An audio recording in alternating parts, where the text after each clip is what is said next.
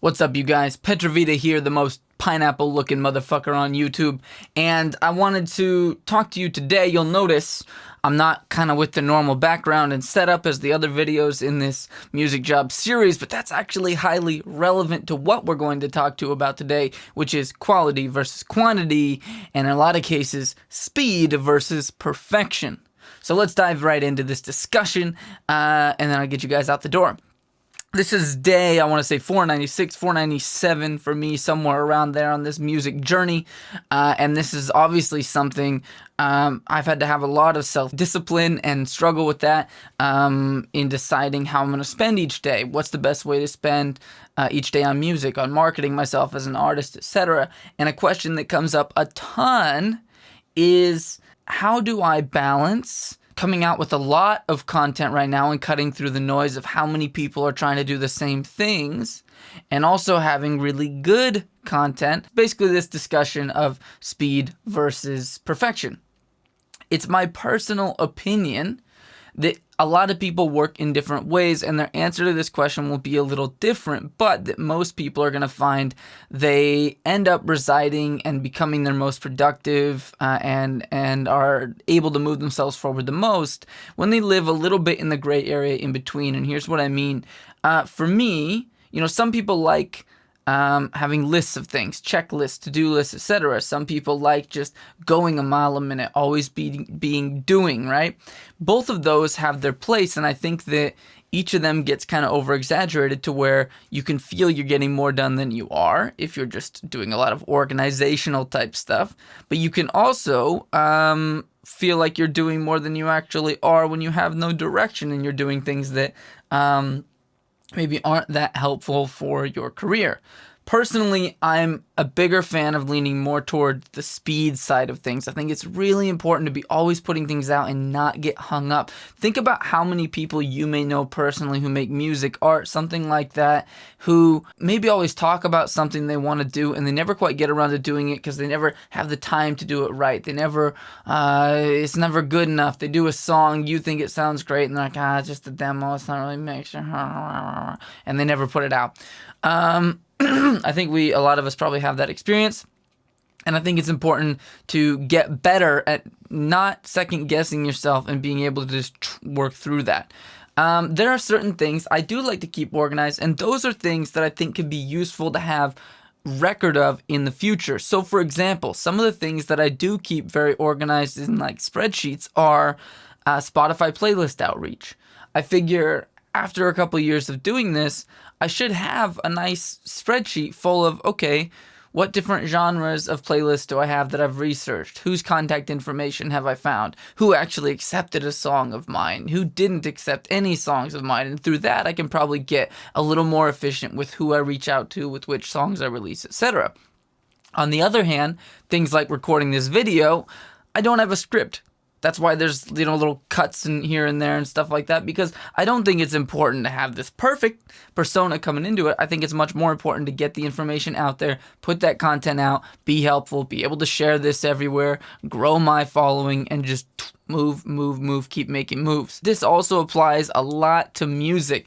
Don't be so precious with the actual things you release. And if you have to be, do like I am and differentiate a bit. And what I mean by that is demos, things like that, I put on SoundCloud, and I just put pretty much anything up there. I'm not precious about it. I don't do reposts of other people's stuff, but for my own things, I don't care if it's just a demo. I don't care if it's a folk song when I usually release hip-hop. I just put whatever up that I feel like doing.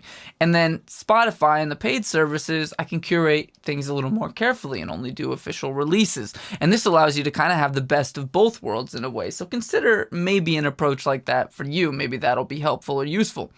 Another thing to think about when it comes to this, you want to make sure what you're doing is useful, but at the same time, there's a reason that if you look at a sport like soccer, at hockey, that the shots on goal is a stat that is tracked, right? Not just how many goals are made, but how many shots each team takes. Same in baseball. It's like every at-bat is your chance. I think of everything you do as a chance, right? And so if you get stuck up on only doing things perfect, you are hamstringing yourself, because the things that you think are perfect could be the song that totally flops. And the song that you almost never released because you just thought it was kind of a silly idea and it wasn't really that polished could be the thing that goes viral and kicks you off and gets a lot of eyeballs on your and ears on your stuff in this case, and gives you a platform to start sharing more of your serious stuff. I think that people have to kind of think about existing in this gray area between speed and perfection. And I don't know. These are just my own thoughts on it. It's what I've found to be effective. I also know that I feel much better if I've gotten a lot done during a day. So a day that I've done one song that I'm like, it's perfect, I actually probably don't feel as good at the end of that day as if I recorded a demo for myself. I'm thinking this will become something perfect, become something good eventually. But on that same day, I recorded that quick demo, but then I recorded a verse and sent it off to someone else. I mixed a song for a client.